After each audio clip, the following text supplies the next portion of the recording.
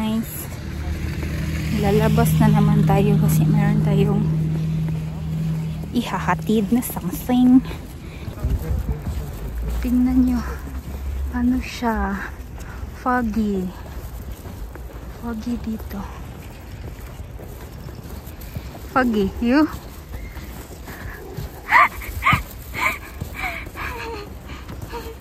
Foggy.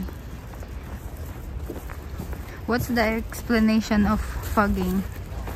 Why is it fogging? From some milk from the airplane. Milk powder. Naghulog daw sila ng milk powder sa airplane.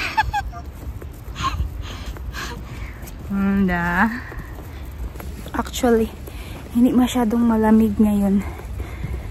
Parang mamaya chinek ko. Parang ano ngayon? 1 degree or 2. Minus 1, minus 2. Ay. Para tayo nasa Siberia kasi nagpo-fog. And then, makapalang snow.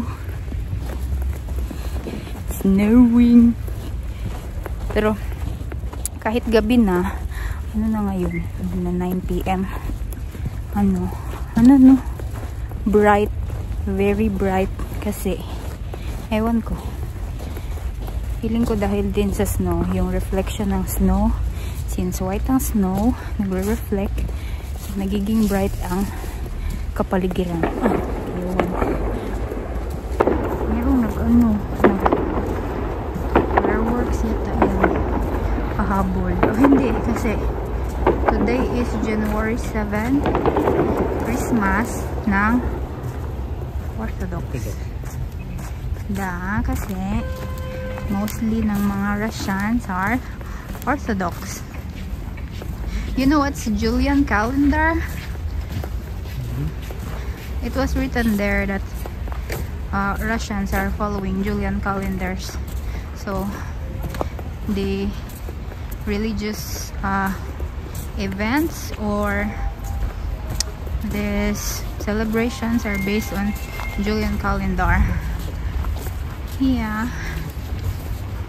So, konti lang yung nagse-celebrate ng Christmas na December 25. Mostly, mga Catholics lang. And, meron naman mga Catholics dito kasi nagsimba nga ako. Mostly pala sa mga Catholics is foreigners. Ay, hindi ko alam. Hindi ko pala sure. Kasi nung nagsimba ako, English man yun na misa. So, ang mga nandun lang is mga foreigners. Tapos, ang priest sa church is Filipino. Amazing. Diba? Kahit saan tayo mapodpad, dami talagang Pinoy. Tingnan nyo guys. Tingnan nyo, nagpo-fog. Iwan na ako na asaw ko. Diba? Nag-fog.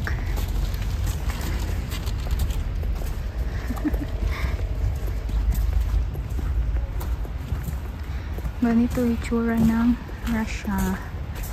May daming snow.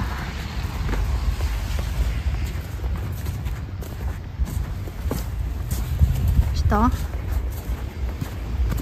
Tomorrow fixed price. Oh, there's also fixed price in Latvia. Yeah. But we never went inside. It's the same company. It looks the same. Yeah. Fixed price. Ano ba yun? Fixed price. Mr. DIY, I think. Parang Mr. DIY sa Pilipinas yung fixed price.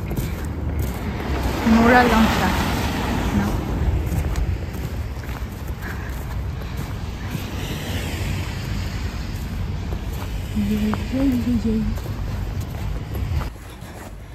No, wala na akong paki mag-vlog kay wala dito nakakilala sa akin dito.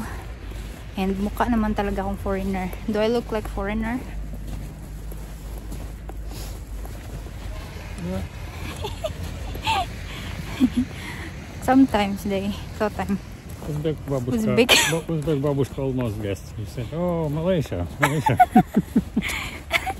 Meron kasing Uzbek na babushka ba, sabi niya. Taga Malaysia pa daw ako. Almost. Malapit na sa Pilipinas. Kung maputi lang kung ng konti, pwede na ako mapagkamala na Uzbek or Kazakh. Pero ang mga Kazakh is mukha silang Korean. Nagpunta ako sa Kazakhstan, hindi ko na feel na nasa ano ako, parang nasa Pilipinas lang kasi parang nasa Cebu lang kasi ang daming Korean. Mukha silang Korean as in, pero ang salita nila is Russian. Ang galing sila mag-Russian na. Yeah, it's funny that in Kazakh market they didn't want to talk to me. Oh, they talk to you in Kazakh. Oo, doon sa market kasi hindi nila kinausap yung asawa ko. Sa akin sila nagsalita in Kazakh. Akala siguro nila is Kazakh ako. Mukha ba akong Kazakh? Hindi singkit ang aking mata na.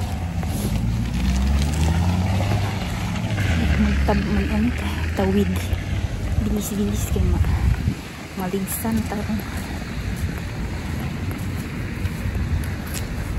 Okay lang mag-vlog kasi mukha naman foreigner.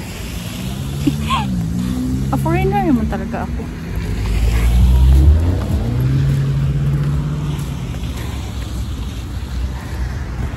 Oh, ano yan?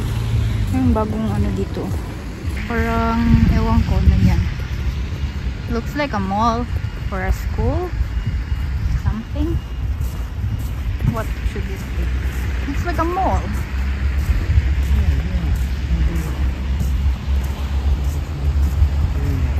New mall.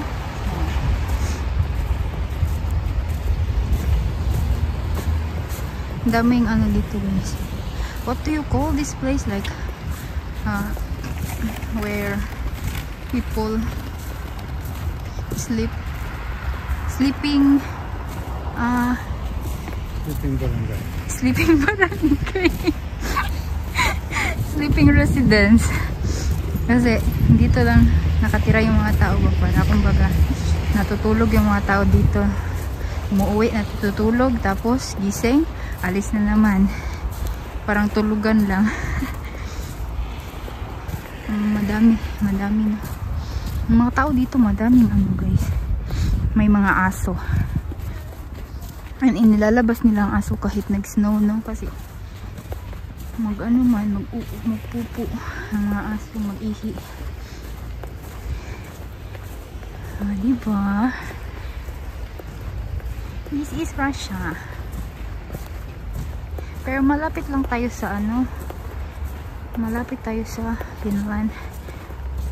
Titingnan ang sa map. Like how many kilometers from Finland are we? 120 kilometers? No. 200 kilometers. To the border, yeah. Yeah, 200 kilometers to the border. Malapit lang. Pero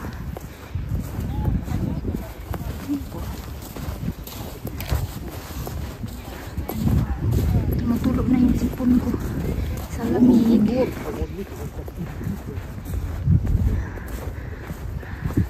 Ang mga sasakyan dito ba is Chinese cars. So many Chinese cars.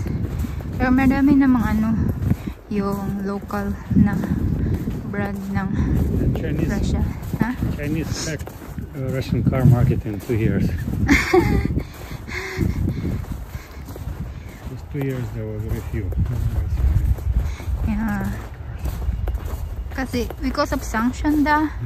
because of sanction, walang mga Western cars no longer allowed to bring here and no longer produced here. So there are no Western cars anymore. Only the old ones. 3 years later. No. Kaya ngayon mga Chinese car na ang ano tawag nito, madami. Haval like the number 1 Chinese car. Maganda naman siya tingnan. Mostly mga ano, Tama, kasi merong ano dito, rent. Yung parang magre-rent ka ng car.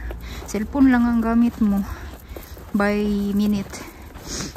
Yung sasakyan, ha? 12 rubles per minute, that's like 12 rubles? Like 9 pesos per minute. Oh, 9 pesos per minute makaka-rent ka na ng car. Pero it's only allowed for residents and citizens. No, I think. No, it's not allowed for tourists. Because, you know, if something happened, tourists will not be liable.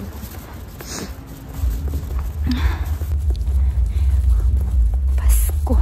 Oh, see? Ganito yung Pasko nila. Parang wala lang. Di ba? Hindi pa rin sa Pilipinas na party-party. Moskvich. Oh, this is the new one. Yeah, this is Russian brand. Chinese made. Moskvich, guys. Pero bagong ano. 90% Chinese components in Russia. Bagong model pero Chinese made. Yun. In-overtake na ng China ang ano, car market dito sa Russia.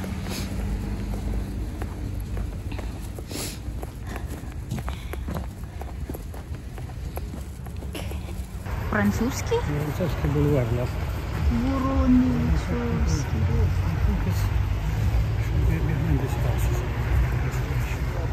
What's the number? Okay, ano yan? Parang school. Parang school. Ayan, ma-shoot ka. Ang mga building dito ba is yung mga bagong construct na, hindi yung mga Soviet na building. Mga Soviet na building is very gray. Pero ngayon yung mga bagong construct is talagang nilagyan nila ng color. Nilura nila ng bonggang-bongga kasi kapag winter, gray na lahat. At least man lang magkakulay, diba? Kasi nakaka-depress na yung winter tapos lalabas ka para mais ang depression mo, tapos paglabas mo gray lahat sa labas. But ngayon is maganda na. Maybe sa mga province, pero mga province ngayon is meron ng mga bagong building din. Hindi pa ako nakapunta dito. Hindi kasi ako naglalakad-lakad. I'm tired. Why are you walking slow? Masyado siyang madulas kasi merong ice cream namin. Meron siyang ice cream namin. Kaya nandahan para hindi madulas. Oh, that's new. That looks new. Bago yan eh. Kasi walang mga ilaw. Diba? Ang daming ano dito. Ang daming mga bagong residential building. Ang dami kasing tao dito. Dito sa St. Petersburg. Ang population is halos the same sa sa Finland, sa buong Finland. Sa Finland is 5.6 million. Dito 5.3 million. Dito lang sa city na ito. Diba? Kaya gusto ko dito kasi madaming tao ba? Madami akong nakikita. Hindi lonely sa feeling. Pag nasa Finland ako, feeling lonely ako doon. Lonely yarn. Baka may Pinoy dito na nakatira sa Morena. Sabihin nyo saan kayo nakatira para baka meron akong ano dito, no? Baka merong taga dito o sa Diviatkino para meron naman akong kausap kasi tawag nito, wala akong lingaw, wala akong magawa. Where are we? There's no number. Walang number. Ang ganda dito, park para sa mga bata. Ang ganda naman ng park nila. Di ba? Ito mukhang Parang kindergarten. Yeah, mukhang kindergarten ito. Wow.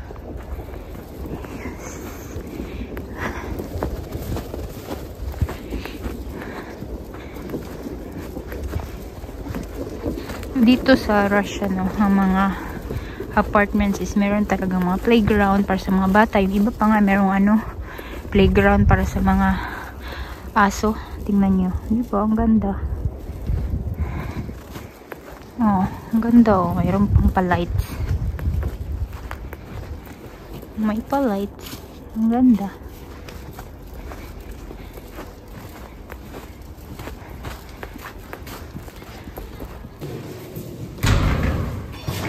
Oh, ang ganda. So nice here.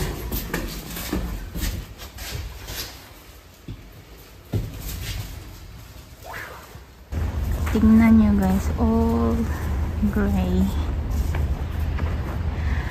And dahil din siguro kasi na fog. Mostly talaga dito na is apartment. Look, napapaligiran ako ng apartment. Diba?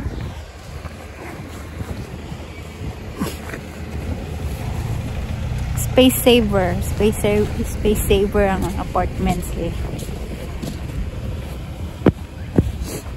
Hindi mo kailangan ng malaking plot of land para mag-build ng madaming tawag nito apartment. I mean, high-rise ba yung high-rise? Diba? So, sobrang laki ng Russia. Pero sa atin, sa Pilipinas, ang liit ng Pilipinas. Alam niyo kung gano'ng kaliit ang Pilipinas? 50 times ng Pilipinas. Gano'n kalaki ang Russia. Kung i-compare natin.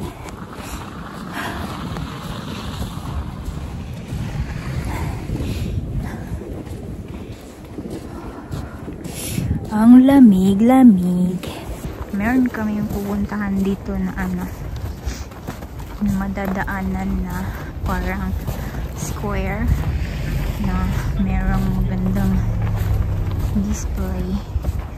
Parang playground ng mga bata eh. Parang maganda siya. It's not this one. Not this one. Ewan ko saan yun. Tignan nyo, madaming nagde-deliver dito. Hindi na nga kami bumibili sa grocery kasi nagpapadeliver na lang kami kasi malaki yung cashback. Ang laki ng aso.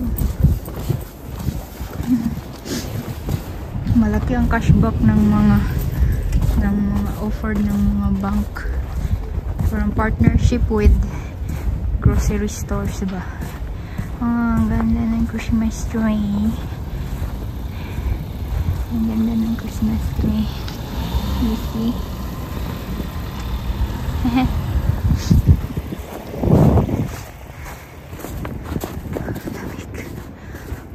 Lamig ng kamay ko.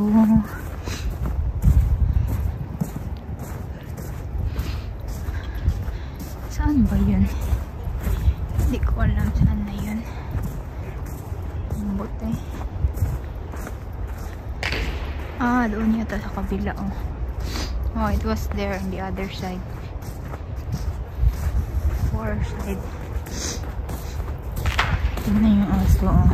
Lalaro. Yeah.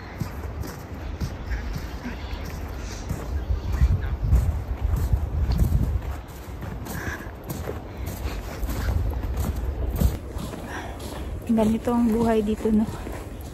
Ng mga ilang months ba? 5 months. Taglamig.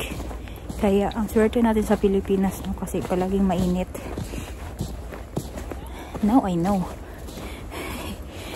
Hindi pala madali ang buhay kapag ganito kalamig. Yun na yun. Masyado na yata mahaba ang video na ito. Bye!